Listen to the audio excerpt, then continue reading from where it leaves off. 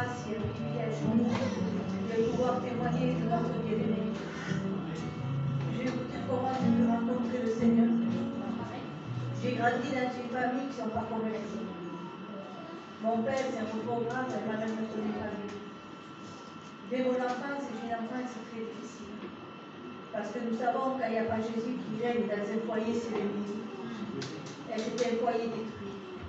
Et le foyer de mes parents, malgré que chez mes parents, j'étais un enfant gâté, mais je n'étais pas l'enfant comblé. Vous savez, tout ce que je voulais, je l'avais, mais simplement la paix dans un foyer. Et j'ai grandi comme cela, et je me suis mariée.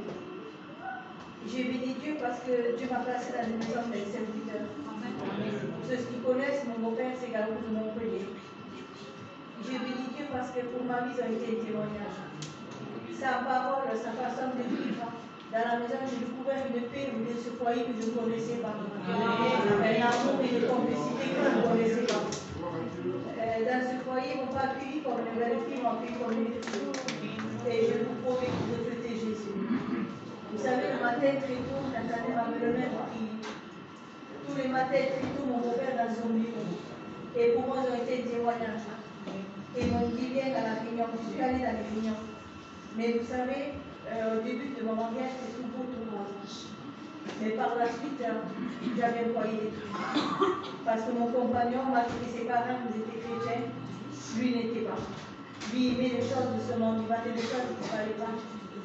Et il faisait des choses qui ne valaient pas, c'était un foyer détruit. Dans mon foyer, il n'y avait pas de dialogue. Mon foyer, il y avait de la dispute. Je n'avais pas droit à la parole à mon compagnon. Mais j'ai béni Dieu. Parce que ce que les hommes ne pouvaient pas viser sur mon foyer, le Seigneur a fait. Vous savez, je suis allée dans les réunions. Et quand je suis allée dans les réunions, au début, je suis allée chercher le bien-être. Parce que vous savez, malgré ce manque pas l'argent, malgré ce manque de bien, quand on est dans l'église, on est à la légère. Et moi, je disais, quand je suis allée à la réunion, je priais. Je disais, Seigneur, touche le cœur de mon compagnon. Comment Dieu pouvait se révéler si moi-même je n'avais pas rencontré? Un dimanche, je me trouvais à mon église à Montpellier. Et je bénis Dieu pour ce jour-là. Je suis allée et le Saint-Esprit m'a pris. Il m'a dit cette parole, ce que je veux, ce que je cherche, c'est ton cœur. Et là, ma prière a changé. J'ai prié pour mon compagnon, j'ai prié pour ma vie. Je me suis dit, je demandais pardon pour ce que je fais. Je reconnais que le Seigneur est venu ce jour-là, je n'ai pas sauvé. Alors je demandais pardon pour mes péchés. Malgré si je n'étais pas de maison, je m'occupais de mon fils. Mais si le Seigneur revenait ce jour-là, je n'étais pas venu. Et là, j'ai accepté le Seigneur comme Seigneur et comme Sauveur. Je bénis Dieu parce que quelque temps après, mon compagnon est venu à la réunion. Et j'ai eu le privilège de se baptiser moi lui-même aujourd'hui. Et vous savez, le Seigneur pasteur de nos maisons. Le Seigneur est celui qui ne change pas. Je peux vous dire qu'aujourd'hui, je me lève en paix. Parce qu'il vit dans mon foyer. C'est vrai que par la suite, je suis passée par la maladie. J'ai une enfant de 5 ans qui a fait la vaisselle. Vous savez, je ne pensais jamais avoir un enfant qui pouvait faire de la vaisselle. Ça, je voyais ces personnes âgées de passer des enfants. Et vous savez, souvent, je chantais un cantique, c'est pas une belle journée. Tout arrivait dans mon foyer, j'avais des enfants en bonne santé. Et là, j'ai 5 ans à faire la vaisselle. Mais je bénis Dieu. Parce que toute la médecine me condamne. Pour la médecine, il n'y avait plus d'espoir. Vous savez, la médecine avait donné 72 heures à vivre mon fils. Mais le Seigneur n'avait pas dit son nom. Vous savez, aujourd'hui, mon fils est avancé à bientôt. Et je bénis Dieu pour la grâce. Dieu. Il est possible à l'homme et possible à Dieu.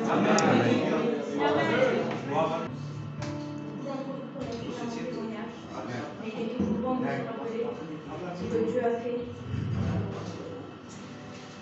Il est toujours bon de se rappeler ce que Dieu a fait. Ça nous permet de voir la différence de ce qu'on était et de ce qu'on est aujourd'hui.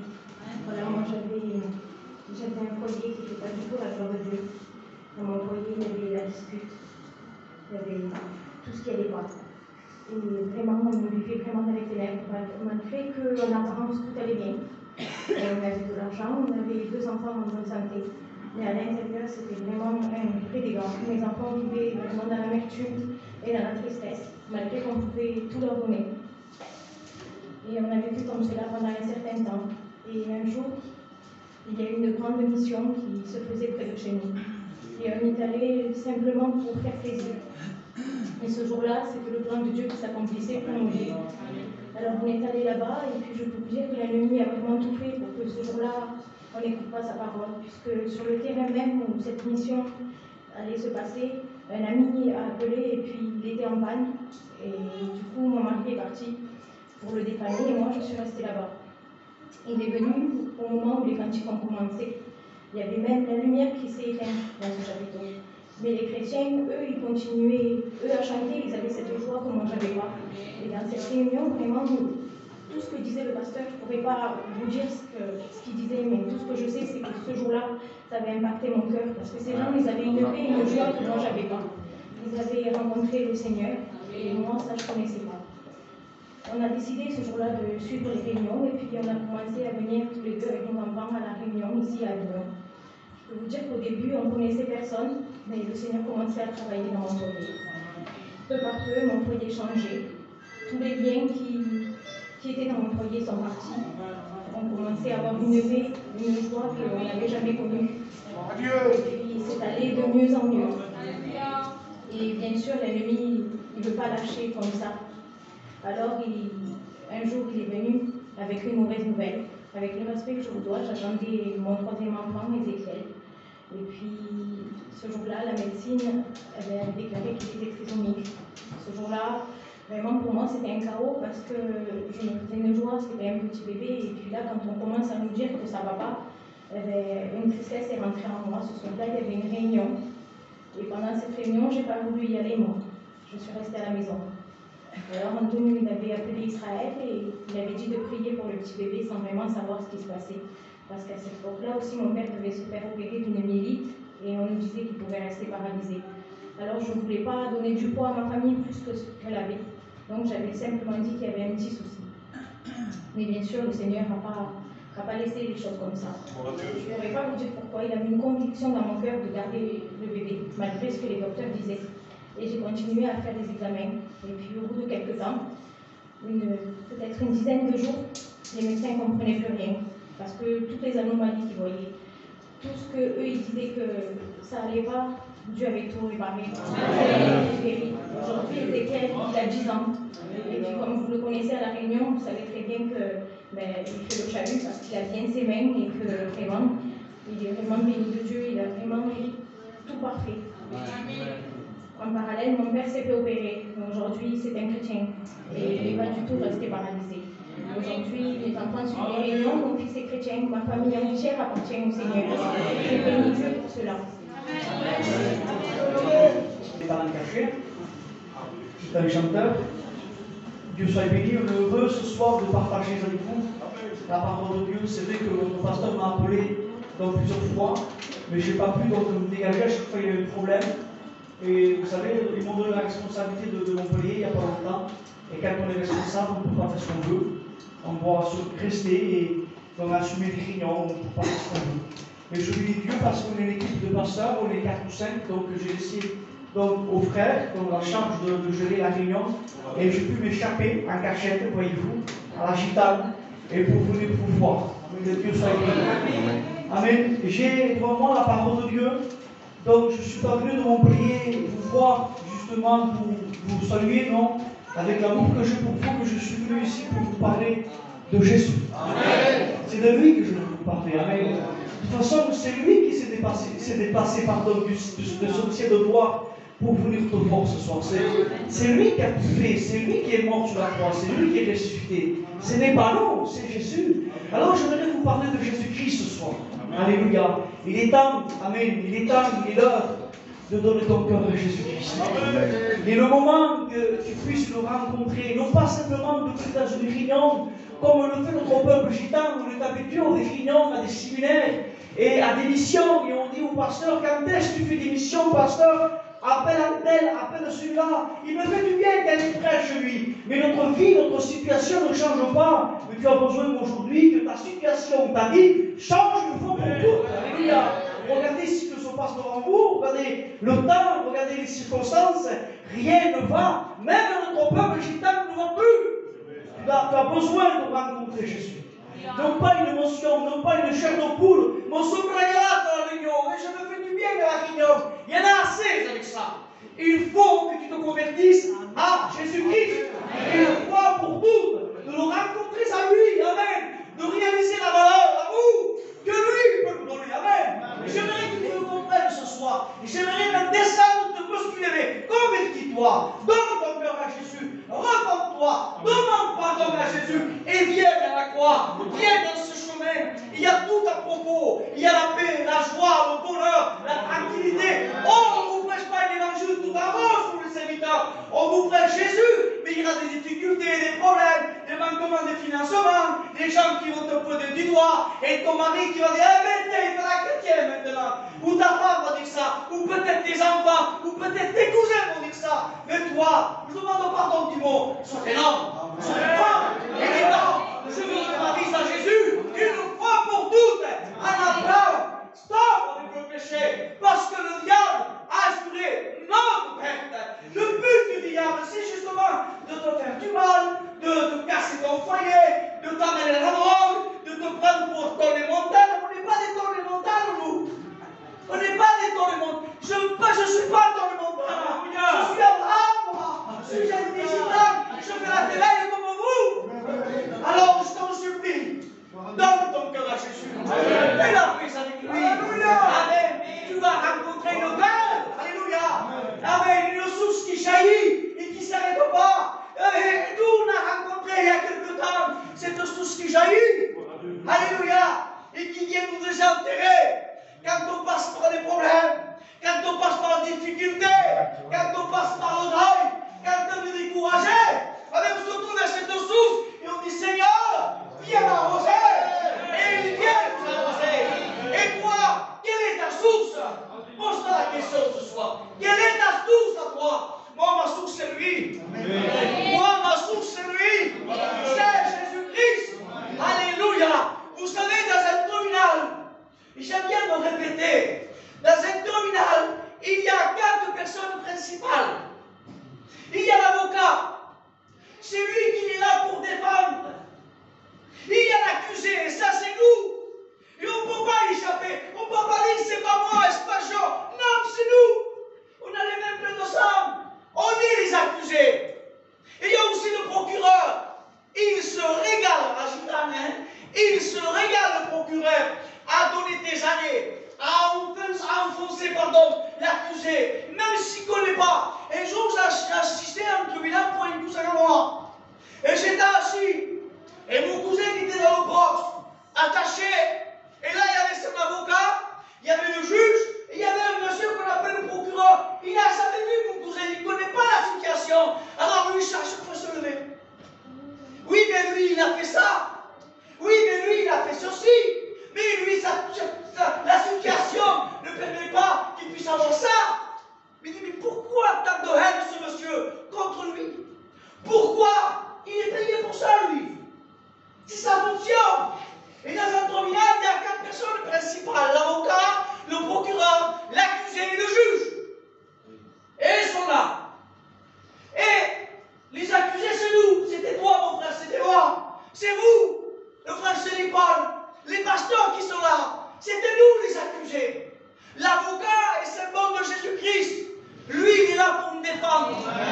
Lui, il est là pour dire non, il n'a pas fait ça, Antonio. Je le connais, moi. Écoute, moi, s'il faut, je payerai pour lui. Je le défends. L'avocat est là pour te défendre.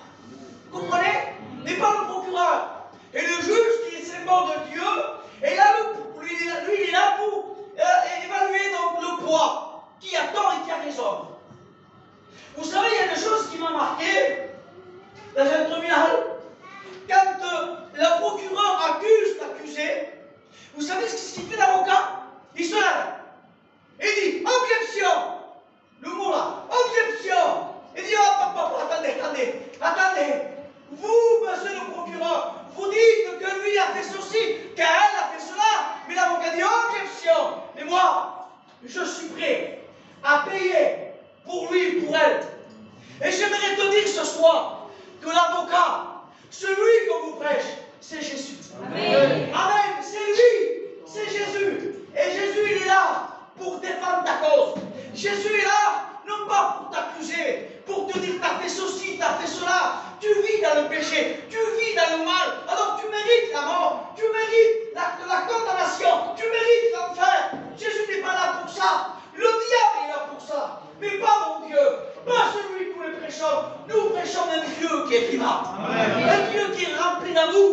Un Dieu qui est rempli de compassion.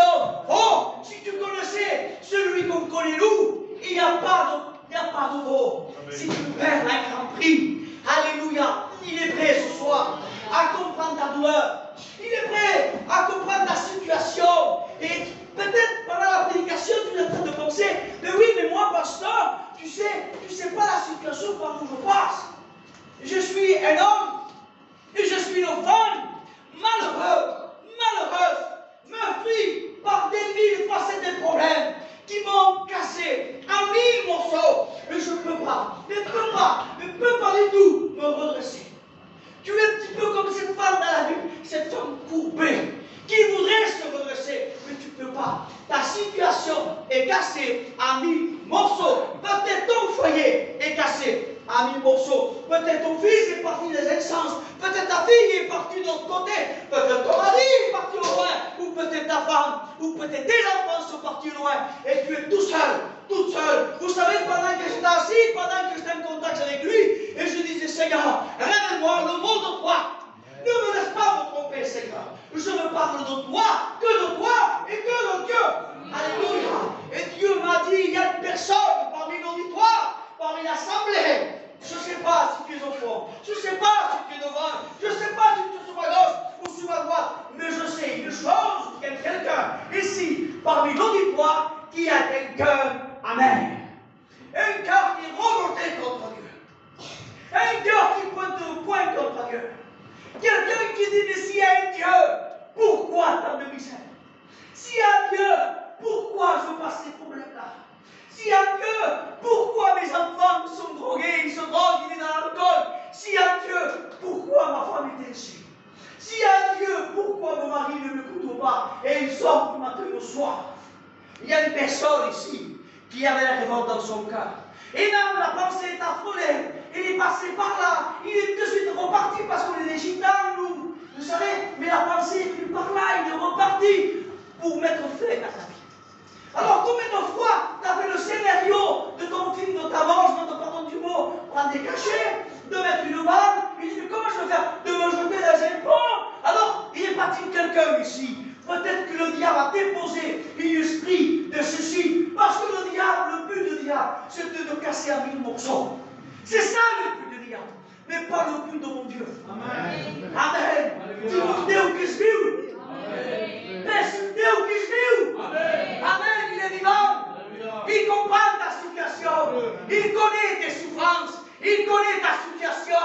Ne te laisse pas tromper, mon ami, par celui qui veut ta paix. Amen. Viens où? À la croix. Amen. Fais la paix avec lui. Rencontre-le. Il y a un homme qu'on appelle le monsieur Bartimée. Un homme qui était aveugle, nous voyons dans l'évangile de Marc. Un homme qui était malheureux.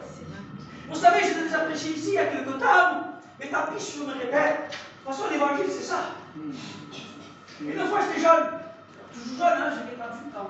Mais j'avais 13-14 ans, 15 ans. Et un jour, un cousin vient me voir, il me dit, Abraham, que préfères-tu? Il me fait l'esprit de Dieu. Il y a longtemps que je sois fait. Ah, Dieu te laisse mourir. Il me dit, Abraham, que préfères-tu? Être aveugle? Être sourd? Ou être muet? C'est pas réfléchi longtemps, hein? Antonio, c'est les bol. Mais je dis, écoute, je préfère être muet. Ou sourd. Mais jamais j'ai pensé de perdre la vue. Mike. Et je suis sûr, je vous pose la question à vous, que préfères-tu? Être aveugle? Alors pose la question.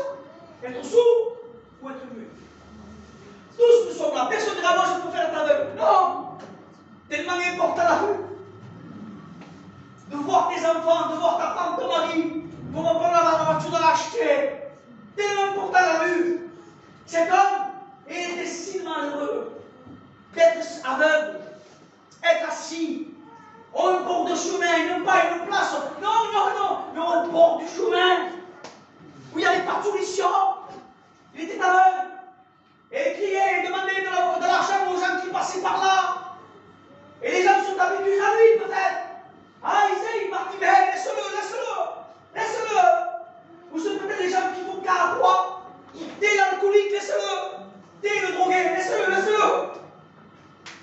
sont habitués à ton péché. Ils passent devant chez toi. Ou peut-être, avant cet élu, les pasteurs passent devant chez moi et personne ne vient me voir. Je me rappelle comment ça a payé. Hein? Et Bartimée était assis à Jéricho. Et Jéricho, d'après la carte géographique, c'est une ville qui est basse. Très basse d'ailleurs. Il se trouve à 400 mètres en dessous du niveau de la mer. C'est-à-dire que Bartimée, non seulement il était dans une ville qui était basse, mais Bartimée, il était assis. Bartimée était un mendiant.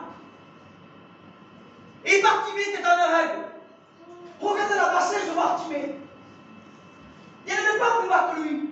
Il était si bas à terre. Et un jour, la parole nous dit qu'il a entendu depuis 2 ans passé. La poussière qui montait vers le ciel, les gens qui passaient, les hommes, les femmes, les veillards, lui il ne voit pas, mais il entend. Et quand il entend des gens passer, il se demande, sûrement qu'il arrête quelqu'un, il dit, qu'est-ce qui se passe? Qu'est-ce qu'il y a? Qu'est-ce que ça passe? Qu'est-ce qui se passe à Avignon? Qu'est-ce qui se passe dans l'église d'Avignon? Je ne sais pas, c'est bizarre. Mais qu'est-ce que ça? Je suis attiré par ça, qu'est-ce qui se passe? Alors sûrement que quelqu'un lui dit, mais écoute, c'est Jésus qui passe par là. C'est Jésus qui passe par là. Vous savez ce qu'il fait, Bartimée? La Bible nous dit qu'il va se mettre à crier. Il va se mettre à crier. Il dit, fils de David, aie pitié de moi. La Bible nous dit qu'un démon le crie. L'Éternel entend. L'Éternel t'entend. Oh, il y a tellement de tristesse dans ton cœur. Il y a tellement de problèmes dans ta vie. Tu as passé beaucoup de souffrances. Il y a beaucoup de souffrance dans ton cœur d'ailleurs. Il y a beaucoup de pleurs. Et le soir, quand il est le soir, l'angoisse t'envahit. Il est ténèbres, tu es seul là. Tu as peur de rester toute seule. Tu as peur de rester toute seule. Et tu ne veux pas rester toute seule chez toi. Alors ce que tu fais, tu prends le téléphone. Si jamais l'électricité sort, j'irai mon téléphone. Il y a des gens comme ça, ils ont peur. Ils ont peur du noir. Laisse la lumière allumée, c'est pour les enfants, non. Parce que tu as peur. Tu as peur de rester tout seul. Tu as peur de rester toute seule. Tu veux toujours quelqu'un avec toi. Il y a comme de l'amertume dans ton cœur. Un poids. Tout à l'heure, je vous disais, dans un terminal, il y a 4 personnes principales. L'avocat. Lui, il est là pour te défendre, ta cause. Et c'est vrai, les frères. C'est vrai, les sœurs. Nous sommes tous méritables, condamnables à mourir. Tous. Parce que nous sommes tous pécheurs. Tous. Vous savez, il y a un oiseau qu'on appelle le pélican. C'est un oiseau qui a un grand bec. Cet oiseau, quand il croit que ses poussins ont été mordus par un serpent, cet oiseau, regardez l'intelligence qu'il a. Regardez, écoutez bien, l'intelligence qu'il a l'oiseau, le pélican. Quand il croit que ses poussins ont été mordus par un serpent, l'oiseau, avec son bec, il va se frapper la poitrine. Il se frappe la poitrine, jusqu'à temps qu'il saigne. Et quand la mère se voit donc saigner, il s'approche vers ses poussins, et ses poussins vont voir le sang de sa maman.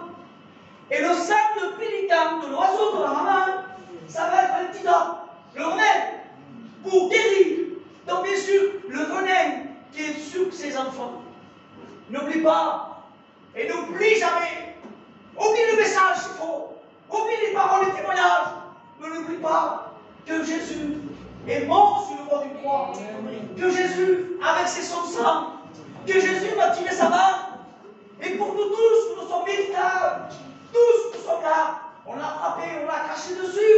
Les gens se sont moqués. Et ils disaient, si tu es un roi, qui t'a frappé?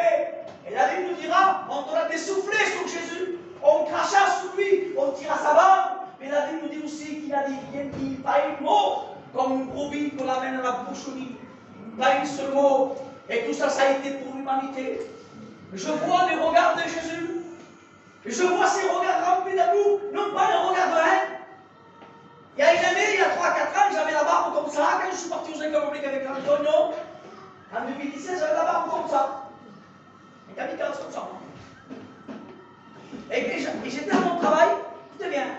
Et quand j'étais à mon travail, un paillou vient vers moi, en rigolant.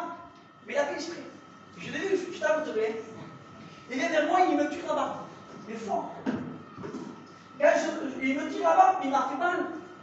Il m'a fait très mal.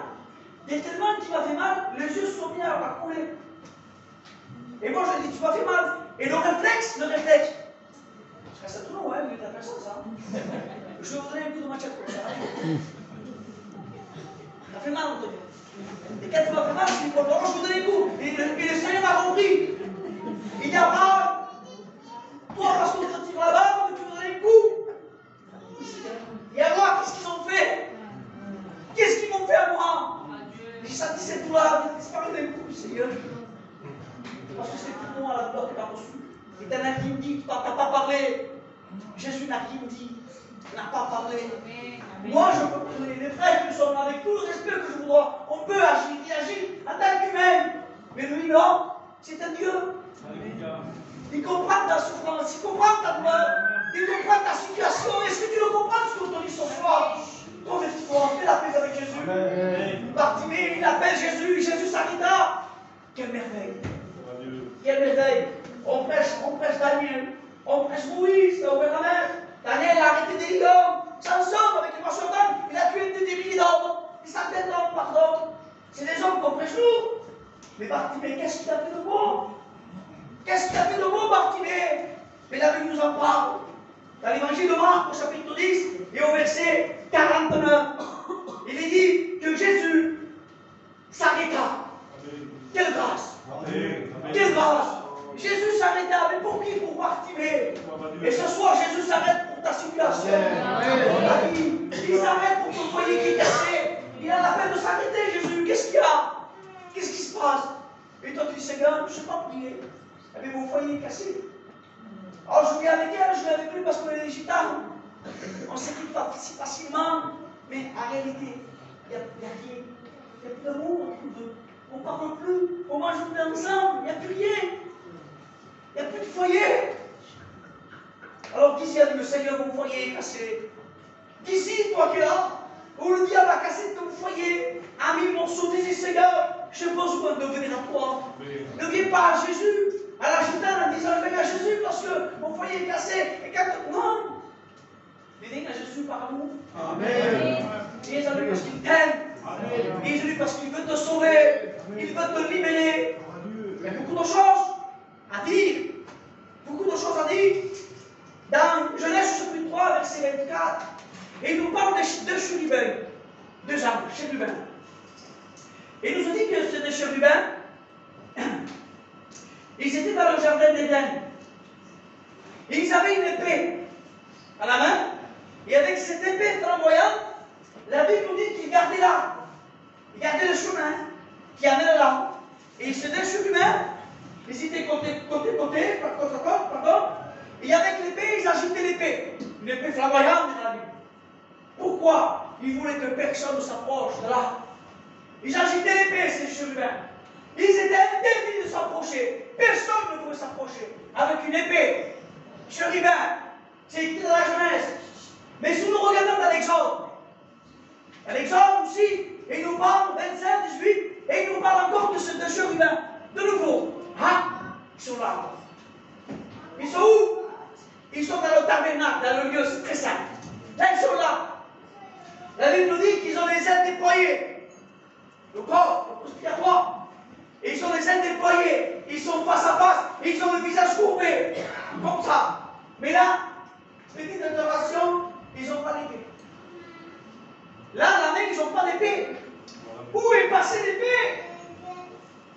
Comment est-ce possible que dans la Genèse, ils ont une épée pour empêcher tout homme qui veut s'approcher? Et là, il n'y a pas d'épée. Pourquoi? Parce que dans le poste spirituel, dans la boîte qu'il y avait là, où les anges étaient posés, à l'intérieur, il y avait le sang de l'agneau. Alors le sang a désarmé les anges. Il n'y a plus de condamnation, dira dans le Romains chapitre 8, pour celui qui est en Jésus-Christ. Il n'y a pas de condamnation. Personne ne te condamne. Et je termine avec ça, avec cette parole qui est merveilleuse. Sûrement que vous avez déjà entendu parler. Il y a un cantique espagnol qu'on chante. Et il nous parle de. Un homme, il pose la question au frère. Ce cantique, il dit, il pose la question au frère. Et il dit au fer, est-il vrai que toi tu es fort? Et le fer répond, il dit non, il y a quelqu'un qui est plus fort que moi. Pardon. Il y a quelqu'un qui est plus fort que moi. Le fer répond. Il dit, mais qui? Le feu. Le feu est plus fort que moi. Et plus fort que moi. Alors on se retourne vers le feu. Et il dit au feu, feu, est-il vrai que toi tu es fort? Et le feu répond, il dit non, il y a quelqu'un qui est plus fort que moi. Il dit l'eau est plus fort que moi. Alors on pose la question de l'eau. Il dit l'eau, est-il vrai que toi tu es fort? Et l'eau répond, il dit non, il y a quelqu'un qui est plus fort que moi. Il dit le soleil est plus fort que moi. Parce que le soleil me touche, je ne bats pas. On pose la question au soleil, et toi soleil, est-il vrai que tu es fort? Et le soleil répond, il dit non, il y a quelqu'un qui est plus fort que moi. Les nuages sont plus forts que moi. Parce que quand j'essaye de briller, et quand les nuages arrivent, et je suis stoppé sous ma cour. Et on pose la question au nuage, est-il vrai que toi tu es fort? Et le nuage répond, il dit non, le vent est plus fort que moi. On pose la question au vent, et le vent répond, il dit non, il y a quelqu'un qui est plus fort que moi. Les montagnes sont plus fortes que moi. Voyez-vous, il y a toujours quelqu'un qui est plus fort.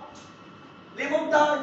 Et on pose la question aux montagnes, montagne, et toi, est-il vrai qu'il est fort? Il dit non. Les hommes, les femmes sont plus forts que moi, parce qu'ils sont capables de mettre des bombes et de me faire exploser et de me faire des morceaux. Alors, on pose la question aux hommes, aux femmes, et toi, homme, femme, est-il vrai que tu es fort? Est-il vrai que tu es plus fort que tous? Et l'homme répond, il dit non. Il y a quelqu'un qui est plus fort que moi. Il dit la mort est plus fort que moi. Car la mort rentre dans un foyer, dans une vie, dans un couple. La mort n'épargne personne. Alors l'homme ne peut pas vaincre la mort. Même si on est des bons chitans, même si on est une bonne famille réputée pour des gens qui sont bien, on ne peut rien faire contre la mort. On ne peut rien faire contre la mort. Alors on pose la question à la mort. Et toi, mort, toi qui es plus fort que tous, personne ne peut te résister à toi. Tu es plus fort que tous, la mort. Qui d'entre nous peut vaincre la mort? Qui? Et la mort répond. Il dit non, jusqu'à présent, je croyais que j'étais plus fort. Je croyais. Mais il y a quelqu'un qui m'a vaincu. J'ai pas pu résister. La Bible nous parle des liens de la mort. Alors moi j'imagine la mort tenir Jésus. Et je vois le diable arriver et dire à la mort, mort, tiens-le Jésus, hein? Tiens-le, hein? Parce que lui, là, ce Jésus-là, il guérit tous les malades. C'est Jésus, il est capable de sauver la vie de David, hein? Alors le diable dit ça à la mort, il dit tiens-le, et la mort dit, t'inquiète pas, il n'y a pas plus fort que vous. Il ne pourra pas résister. Jésus est mort, premier jour. Deuxième jour, il revient, le diable. Mort, ça va bien? Je le tiens toujours? Oui, il bouge un petit peu, mais t'inquiète, je suis fort, moi. T'inquiète, je le tiens fort. La mort combat, il revient. Moi j'imagine ça. Il revient le diable. Il dit, oh, mort, tu le tiens toujours? Il bouge. Commence à bouger. Je ne peux pas le tenir. Commence à bouger. C'était Jésus. Il commence à ressusciter le troisième jour. Et le troisième jour, il ne peut pas tenir. La mort ne peut pas résister. La mort ne peut pas le lâcher. Et Jésus est ressuscité. Et aujourd'hui, il est là. Amen. La mort a été vaincue. Le diable a été vaincu. Mais Christ. Amen. Et on dit une forte amen pour ça. Christ est vainqueur. Alléluia. Et Jésus, le roi des rois, celui que nous prêchons, il est ici. Il y a du miracle. Au cours de nos formes, prie le Seigneur. Alléluia. Prions le Seigneur.